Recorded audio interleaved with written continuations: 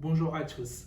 Pour ceux qui me découvrent pour la première fois ou qui découvrent cette chaîne, je suis Emerson Djoumachi. Je partage à travers cette chaîne toutes les informations concernant l'argent, toutes mes connaissances sur l'éducation financière, sur la gestion de ses finances, sur l'entrepreneuriat, sur comment gagner plus d'argent et atteindre la liberté financière et tous les business que j'entreprends, mes échecs, mes réussites, tous les livres que je lis. Si ces sujets t'intéressent, je t'invite sans plus tarder à t'abonner à la chaîne et à cliquer sur la cloche de notification pour ne pas rater nos prochaines vidéos. Il y a plus de personnes qui regardent nos vidéos sans forcément s'abonner à la chaîne. L'abonnement, elle est toujours gratuite, donc ça ne vous coûte rien de vous abonner à la chaîne. Cliquez sur la cloche de notification pour être abonné à cette chaîne et vous ne serez pas déçus de nos prochaines vidéos. J'ai fait une première partie des 10 secrets qui concernent l'argent. Là, on est au niveau de la deuxième partie. Donc, ceux qui n'ont pas regardé la première partie, je vous invite à regarder la première vidéo. Je mettrai le lien qui va s'afficher tout juste en haut. Il suffit juste de cliquer pour regarder la première partie et revenez après pour regarder la deuxième partie.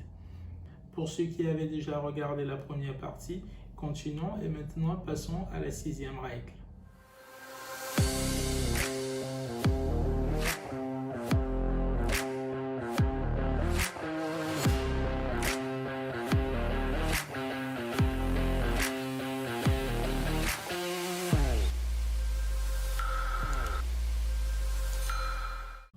La 6e règle, c'est de vous faire plaisir avec au moins 10% de vos revenus passifs. Ça veut dire que dès que vous avez des retours au niveau de vos revenus passifs, c'est très intéressant de réinvestir l'argent que vous gagnez de façon passive. Mais il faudra aussi en profiter et créer des récompenses en fonction de ce que vous gagnez. Par exemple, moi j'ai une liste de plusieurs choses que j'aimerais acheter et de plusieurs choses que j'aimerais faire. Donc des voyages, des expériences que j'aimerais faire et qui coûtent énormément d'argent. Et je ne souhaite pas travailler pour avoir des revenus actifs pour exécuter ces trucs. Donc comme récompense, je me les offre quand j'atteins un certain niveau avec mes revenus passifs.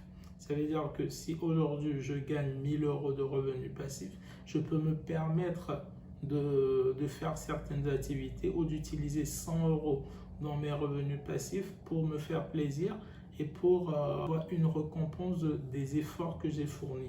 Sachant que les revenus passifs, c'est de l'argent que j'ai placé et qui m'ont généré de l'argent. Pour ceux qui n'ont pas compris les termes, j'ai fait une première vidéo sur ma chaîne qui parle des différents termes de riches ou des différents termes utilisés dans l'éducation financière, dans les livres de développement personnel et sur les vlogs qui parlent souvent d'argent.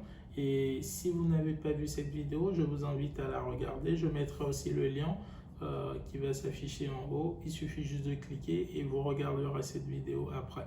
C'est très important d'avoir des récompenses ou d'utiliser l'argent que tu gagnes de façon passive pour te faire plaisir parce que ça te permettra à la fois de faire plus d'efforts et d'investir ou de placer beaucoup plus ton argent pour gagner plus d'argent encore de façon passive et utiliser cet argent pour avoir les récompenses que tu t'es fixé toi-même.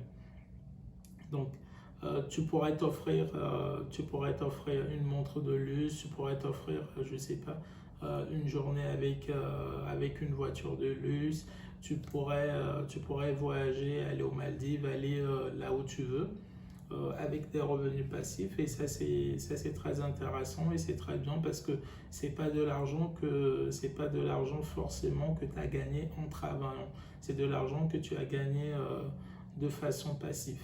Par exemple, lorsque tu achètes une montre de luxe par exemple, à chaque fois que tu porteras cette montre, tu sauras que c'est une récompense des revenus passifs en fait. Donc ça va faire bouger ton cerveau pour que tu investisses plus et que tu aies beaucoup plus de revenus passifs pour t'offrir encore beaucoup plus de choses. Faites une liste des choses que vous souhaitez financer avec vos revenus passifs.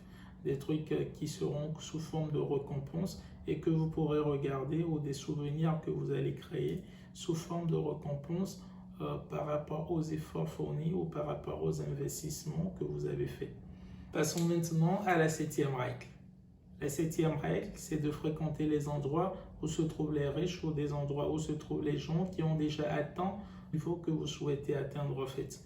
De vous entourer en fait des personnes qui peuvent vous booster ou des personnes qui ont déjà atteint un niveau supérieur au vôtre.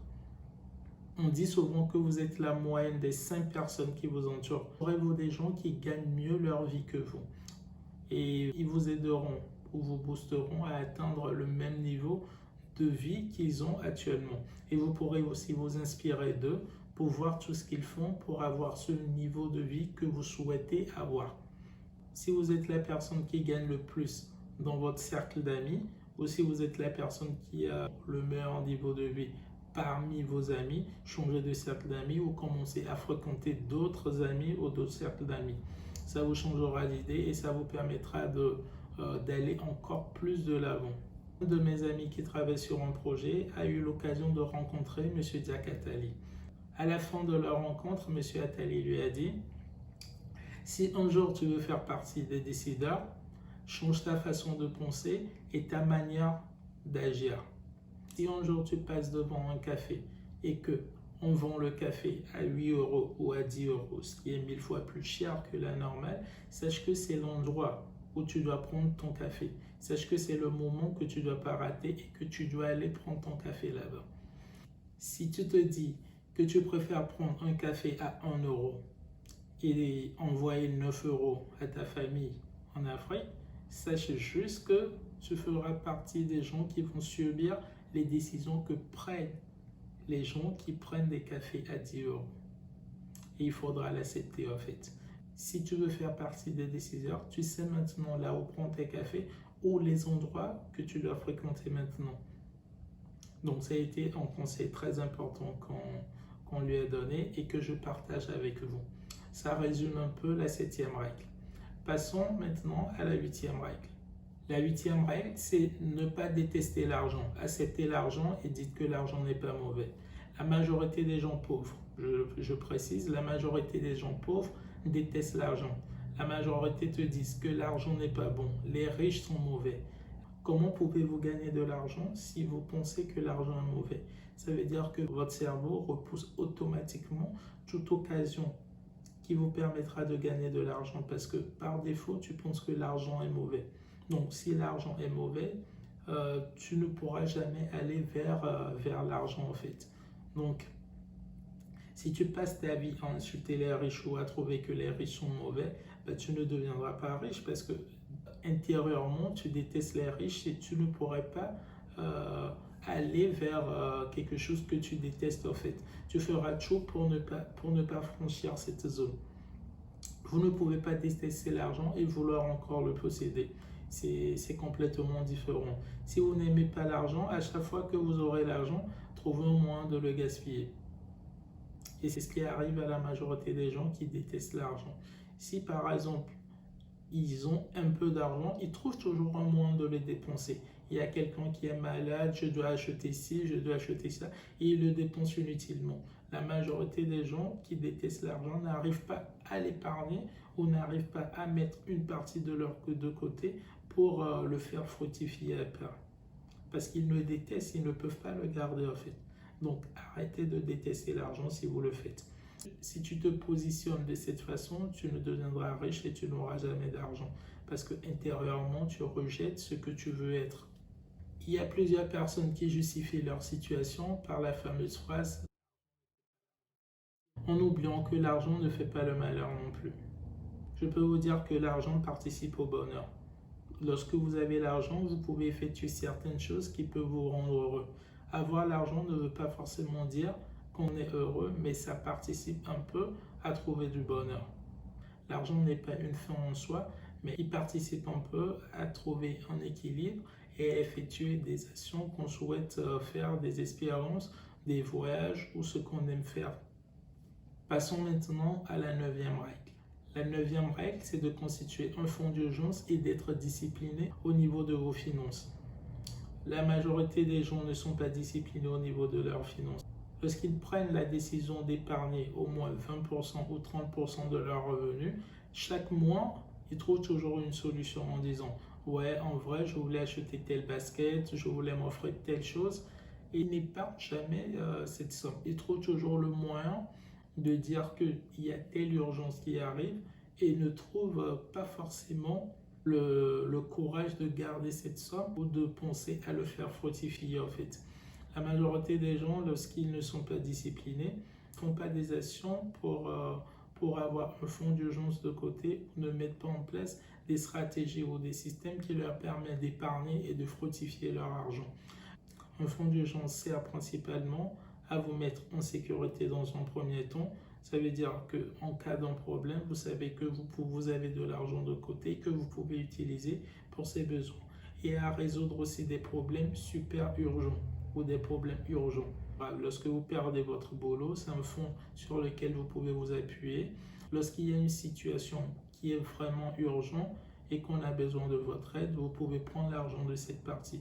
Lorsqu'un de vos parents est malade, par exemple, il y a quelqu'un de votre famille qui est malade, votre enfant, votre tante ou quelqu'un, vous pouvez utiliser ce fonds. Lorsqu'il y a un problème et qu'on a besoin vraiment de l'argent pour résoudre ce problème, vous pouvez utiliser cette somme. C'est ce qu'on appelle un fonds d'urgence. Donc, c'est pas un fonds qui vous sert normalement à faire la fête ou à aller en vacances ou à aller faire des trucs qui ne sont pas urgents. Après, tout le monde choisit l'urgence et choisit ce pourquoi il veut dépenser son fonds d'urgence. Mais il est très important de le fixer à l'avance. Et il faut être discipliné et l'utiliser uniquement que pour ces raisons-là. Ce qu'on conseille généralement pour les fonds d'urgence, c'est d'avoir au moins 6 mois de charge. La majorité des gens qui perdent de l'argent lorsqu'ils investissent, c'est parce qu'ils paniquent en fait. Par exemple, ceux qui investissent en bourse, lorsque le cours d'une action diminue ou est en baisse, ils paniquent, ils ont peur de perdre tout leur argent et ils le vendent. Donc c'est à ce moment ceux qui n'ont pas peur ou ceux qui s'y connaissent un peu achètent en fait, et lorsque le cours remonte, eux ils revendent lorsqu'il est au sommet. Donc si vous avez un fonds d'urgence, ça vous protège à la fois, ça vous met en sécurité et ça vous permet de ne pas faire certaines erreurs dans vos investissements parce que vous savez que vous avez de quoi vivre en fait. Vous n'avez plus peur d'avoir un manque d'argent pendant au moins une durée. Passons maintenant à la dernière règle, la 10e règle. La 10e règle, c'est d'accepter de désapprendre et apprendre à nouveau en fait. À notre jeune âge, on nous a inculpé beaucoup de choses. Donc, par rapport à l'argent, pour nous, on nous a demandé, on nous a appris que l'argent, on doit l'échanger contre un temps. Ça veut dire qu'on doit aller à l'école, avoir de bonnes notes et travailler pour avoir l'argent. Dès que tu occupes un bon poste, tu auras beaucoup d'argent. C'est ce qu'on nous a appris.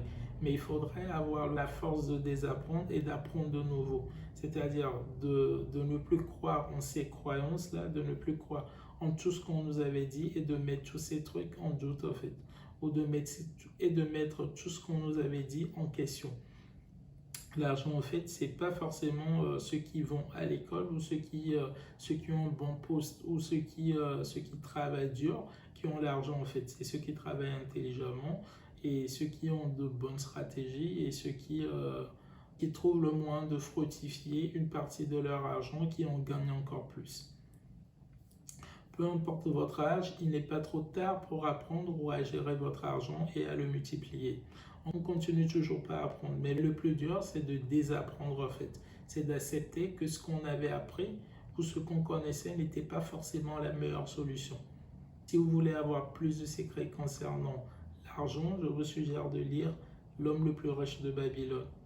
Vous allez apprendre beaucoup de choses dans ce livre et il va vous donner plus de pistes et plus d'actions et il va vous expliquer mieux comment gérer votre argent et qu'est-ce que vous devez mettre en place. En plus, c'est un livre qui est simple à lire. Je ne suis pas payé pour la publicité, hein, je vous en parle. Donc, je mettrai le lien en description pour ceux qui veulent l'acheter. Ils peuvent juste cliquer sur le lien pour l'acheter directement. Pour résumer, nous avons vu 10 règles à propos de l'argent. La première est de vous payer en premier, les fameux 10% de vos revenus. La deuxième est d'augmenter vos revenus et vos sources de revenus. La troisième est de contrôler et de réduire si possible vos dépenses. La quatrième est d'investir ou d'entreprendre de façon intelligente. La cinquième est d'avoir un objectif financier. La sixième est de vous faire plaisir, au moins avec 10% de vos revenus passifs. La septième est de fréquenter les endroits où les risques se trouvent et de vous entourer des personnes qui peuvent vous booster. La huitième règle est de ne pas détester l'argent et d'accepter que l'argent n'est pas mauvais. La neuvième règle est de constituer un fonds d'urgence ou un fonds de sécurité et d'être discipliné. La dixième règle est d'accepter de désapprendre et d'apprendre. J'espère que vous avez aimé la vidéo, j'espère que vous avez compris tout ce que j'ai abordé dans cette vidéo. Si vous avez des questions, n'hésitez pas à le mettre en commentaire. Si vous avez aimé cette vidéo, je vous invite à la liker, à mettre un pouce bleu et à le partager à vos amis qui en auront certainement besoin. N'hésitez pas à mettre en commentaire et si vous avez des questions, n'hésitez pas à le mettre aussi en commentaire. Merci.